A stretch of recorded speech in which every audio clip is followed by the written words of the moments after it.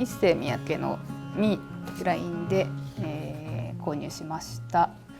結構白とか黒とかそういった服装が多いので、こういうパッキリした色をポイントに使って重宝してます。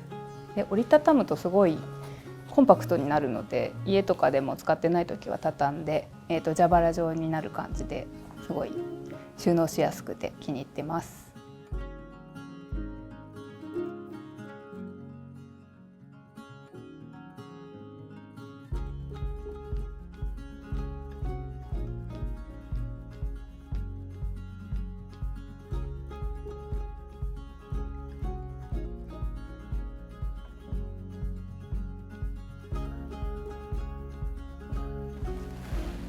これは PC バッグなんですけど、コエットっていうブランドで、端材レザーの端材だったりとかそういったものをリサイクルして、作ってるものです。もともとトートバッグだったんですけど、結構ノートにぴったりなサイズで、私はこれを1個挟んでクッション代わりに使用しています。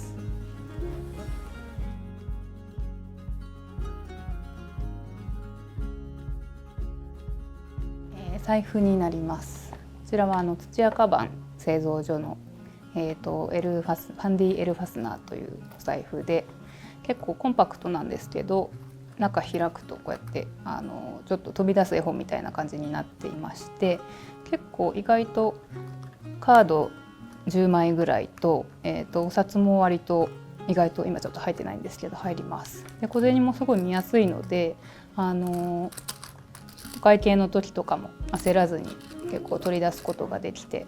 ちょっとコンパクト財布どうなのかなって思ってたんですけど、すごい使いやすくてコンパクト財布デビューにはすごく良かったなと思います。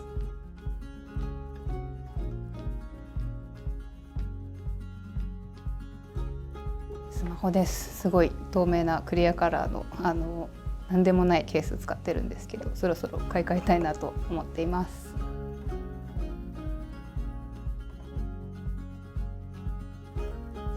ツバメノートさんの、ノートになります。で気づいたことをメモしたりとか、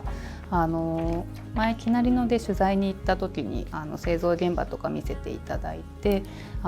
すごく一生懸命作ってらっしゃって、すごい丁寧に作っているところにも惹かれたんですけど、すごいインクがにじまなくて書きやすかったりします。割と罫線が浮き出ちゃうんですけど、ちょっと特殊な製法でこの罫線が浮き出ずにそのまま字が書けたりするようになっています。ボールペンはプレゼントしていただいたもので、ボルギーニの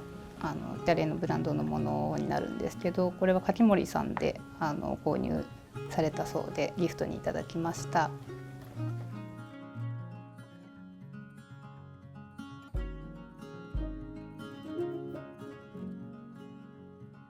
で次もちょっと仕事で使っているものになるんですけど、学研が発行している感情言葉選び辞典というもので、いろんな気持ちの表現とかがすごいたくさん書いてあって、割と、取材を担当していることもあって長文を書くことが多いんですけど、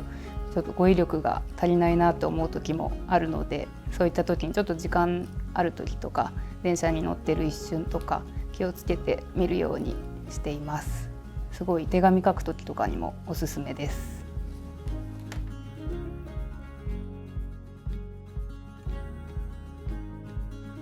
次美容グッズになるんですけど、これは美容師さんからおすすめいただいたもので、オーウェイのグラムシャインクラウドという、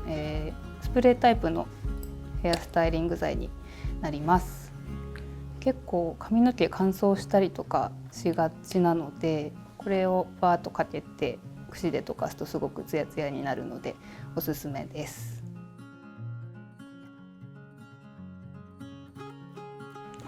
次にこちらがフレグランスになるんですけど、イソップの、マラケシュインテンスゴールドパルファムというものになりまして、結構香りが気に入っています。割と白檀とかちょっとお香っぽい香りが好きなんですけど、もう何本目かのリピートでずっと使ってるものになります。今の時期もすごくすっきりしていいのかなと思います。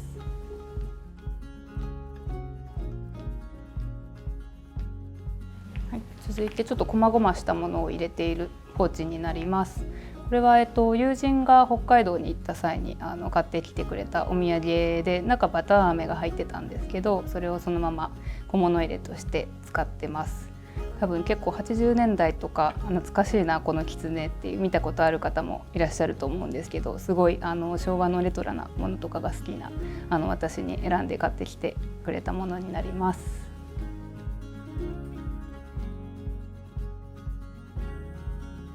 1つ目が、ハッカ油ですね。これはお風呂に入れたりとか、あと今の時期虫除けとかに使って希釈してスプレーにしたりしていろいろ重宝しています。ちょっと暑いなって時とか少し首元とかにもつけるとすごく気分がすっきりします。次にリップクリームなんですけど、これはなんかバラエティショップとかで見たことある方もいらっしゃるのかなと思っていて、シエラビーズのリップバームになります。いろんなカラーと、香りがあって、結構オーガニックな成分使ってるんですけど、すごい安くていつもまとめ買いをしているものになります。